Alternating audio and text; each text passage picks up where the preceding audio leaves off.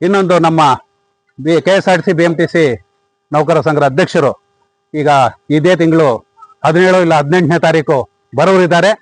ಅಧ್ಯಕ್ಷರು ಬಂದ ಮೇಲೆ ನಾವೆಲ್ಲ ಸೇರ್ಕೊಂಡು ಕೂತು ಮುಂದಿನ ಒಂದು ಉಗ್ರವಾದ ಹೋರಾಟ ಯಾವ ತರ ಮಾಡಬೇಕು ಅನ್ನೋದು ತೀರ್ಮಾನ ಮಾಡೋಣ. ಇದರಲ್ಲಿ ಎರಡು ಮಾತಿಲ್ಲ. ನಾವ್ ಯಾಕಂದ್ರೆ ಇಷ್ಟು ವರ್ಷಗಳಿಂದ ಮಾಡ್ತಾ ಬಂದು ಅಯ್ಯೋ ಅದಾಗ್ಲಿಲ್ಲ ಬಿಡಪ್ಪ, ಈ ಬಡ್ಜೆಟ್ ಅಲ್ಲಿ ಆಗ್ಲಿಲ್ಲ ಬಿಡಪ್ಪ ಅಂತಂದ್ರೆ ಇದ್ದಿದ್ದು ಮರ್ತೋಗ್ತಾರೆ. ಈಗಂತೂ 50% ಮುಂದಕ್ಕಿದೆ, ಏನು ಜರುಗಿಲ್ಲ ಅಂತ ಹೇಳ್ತಾ ಇಲ್ಲ ನಾವು.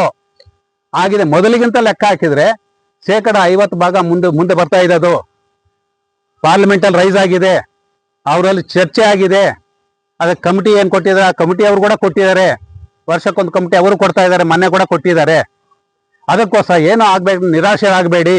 ನಾವೇನಾದ್ರೂ ಈ ಪರಿಸ್ಥಿತಿ ಇದು ಆಮೇಲೆ PF ಆಫೀಸ್ ಮುಂದೆ 27 ಅಥವಾ 28ನೇ ತಾರೀಕು ಏನ್ ಪ್ರೊಟೆಸ್ಟ್ ಮಾಡ್ತಾ ಇದ್ವಿ, ಅದೇನಾದ್ರೂ ಮರ್ತಿದೀವಿ ಅಂತಂದ್ರೆ ಅವರಂತೂ ಆ 50% ಮರ್ತು ಬಿಡ್ತಾರೆ, ಗ್ಯಾರಂಟಿ ಇದು. ಅದಕ್ಕೋಸ್ಕರ ತಾವು ದಯವಿಟ್ಟು ಕೈ ಮುಗಿದು ಬೇಡ್ಕಂತೀನಿ, ಬೇಜಾರು ಬೇಡಬೇಡಿ. ಇವನ್ ಹಿಂಗೆ ಮುಂದುವರ್ಸೋಣ. ಈಗ ನಾವು ಇಷ್ಟು ವಯಸ್ಸಲ್ಲಿ ಇನ್ನೇನ್ ಮಾಡೋದಿದೆ, ತಿಂಗಳಿಗೆ 1 ಸಾರಿ ಇಲ್ಲ 2 ಸಾರಿ ಕೇಳೋದು ನಮ್ಮ ರಾಜ್ಯದ ಅಂತಂದ್ರೆ.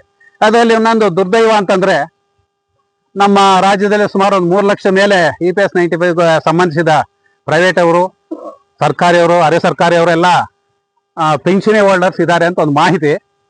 ಯಾಕೋ ಪ್ರೈವೇಟ್ನವರಂತೂ 99% ಯಾರು ನಮ್ಗೆ ಸಪೋರ್ಟ್ ಮಾಡ್ತಾ ಇಲ್ಲ. ಎಲ್ಲ ನಮ್ಮ ಸಾರಿಗೆ ಸಂಸ್ಥೆಯವರೇ ಜಾಸ್ತಿ ಇದ್ದಾರೆ, ಅದೇ ಬೇರೆಯವ್ರಿಲ್ಲ ಅಂತ ಹೇಳ್ತಾ ಇಲ್ಲ, ಬಹಳ ಕಡಿಮೆ ಇದ್ದಾರೆ. ಯಾಕಂತಂದ್ರೆ ITI ಆಗಲಿ, BEL ಆಗಲಿ, HMT ಆಗಲಿ ಬೇರೆಯವರೆಲ್ಲ ಕೋರ್ಟ್ಗೆ ಹಾಕಿದ್ದಾರೆ.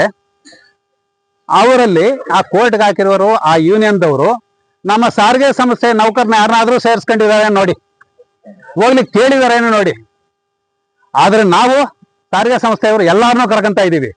ಆ EPS 95 ಪೆನ್ಷನ್ಗೆ ಒಳಪಡುವ, ಅನ್ಯಾಯಕ್ಕೆ ಒಳಪಟ್ಟಿರುವ, ಪೆನ್ಷನ್ ಇಲ್ದಿರ ಬರ್ತಾ ಇರ್ತಕ್ಕಂಥ ಎಲ್ಲಾರನ್ನೂ ಒಟ್ಟಿಗೆ ಸೇರ್ಸ್ಕೊಂತ ಇದ್ದೀವಿ. ಇದು ಯಾರಿಗೆ ಸಲ್ಬೇಕಂತಂದ್ರೆ ನಿಮ್ಗೆ ಸೇರ್ಬೇಕು. EPS 95 ಸಾರಿಗೆ ಸಂಸ್ಥೆಯವರೊಬ್ಬರಿಗೆ ಸೇರ್ತದೆ ಅಂತ ಹೇಳಕ್ಕೆ ನಾನು ಇಷ್ಟಪಡ್ತೀನಿ ಸ್ನೇಹಿತರೆ. ನಮಗೆ ಉದಾರ ಮನಸ್ಸು ನಮ್ಮ ಸಾರಿಗೆ ಸಂಸ್ಥೆಯವ್ರಿಗೆ.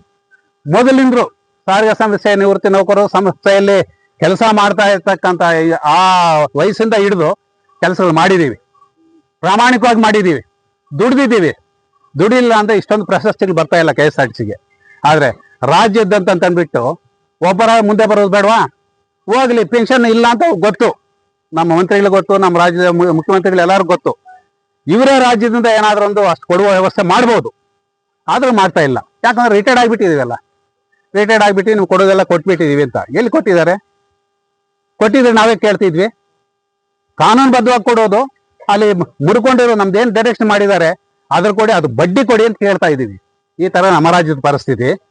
ಇದೇನೇ ಆಗಲಿ ಮುಂದಿನ ದಿನದಲ್ಲಿ ಸ್ವಲ್ಪ ನಾವು ಯಾರು ಬೇಜಾರು ಬೆಳ್ತೀರಾ, ಸಾಧ್ಯವಾದಷ್ಟು 20ರಿಂದ ಈ ಕಡೆ ರಿಟೈರ್ಡ್ ಆಗಿರೋರು ಸ್ನೇಹಿತರೆ ಎಲ್ಲರೂ, ನಾವು ಸೀನಿಯರ್ ಇದ್ದಾಗ ನಮ್ಮ ಕೆಳಗಡೆ ಸುಮಾರು 5-6 ವರ್ಷ 7 ವರ್ಷ ಇದ್ದೇ ಕೆಲಸ ಮಾಡ್ತಾರೆ. ಡ್ರೈವರ್ ಆಗಲಿ, ಕಂಡಕ್ಟರ್ ಆಗಲಿ, ಮೆಕ್ಯಾನಿಕ್ ಆಗಲಿ, ಜಾಸ್ತಿ 3 ಜನ ಆಫೀಸ್ ಸ್ಟಾಫ್ ಆಗಲಿ ಪರಿಚಯ ಇರೋರು ಇದ್ದೇ ಇರ್ತಾರೆ. ನಾವು ರಿಟೈರ್ಡ್ ಆದ್ಮೇಲೆ ಅವರು ಇನ್ನು ಸ್ವಲ್ಪ ಸ್ಟೆಪ್ ಮೇಲ್ಕ್ ಬಂದಿರ್ತಾರಲ್ಲ, ಸೀನಿಯರ್ ಇದ್ರಲ್ಲಾಗ್ಲಿ, ಪ್ರಮೋಷನ್ ಆಗಲಿ ಬಂದಿರ್ತಾರೆ. ಕನಿಷ್ಠ ಪಕ್ಷ ಒಂದು 5-6 ಜನಕ್ಕೆ ಪ್ರಚಾರ ಮಾಡಿ. 20 ವರ್ಷ ಈ ಕಡೆ ರಿಟೈರ್ಡ್ ಆಗಿರುವಂತ ಯಾಕೆ ಹೇಳ್ತೀನಿ ಅಂದ್ರೆ, ನಾವೆಲ್ಲ 8 ವರ್ಷ 10 ವರ್ಷ 15 ವರ್ಷ 20 ವರ್ಷ ಆಗಿದೆ. 50% ಮುಗ್ದೋಗಿದೆ ಹೆಜ್ಜೆಗಳು ಹಾಕಕ್ಕೂ ಕೈಗಳು ಹಾಕಕ್ಕೂ.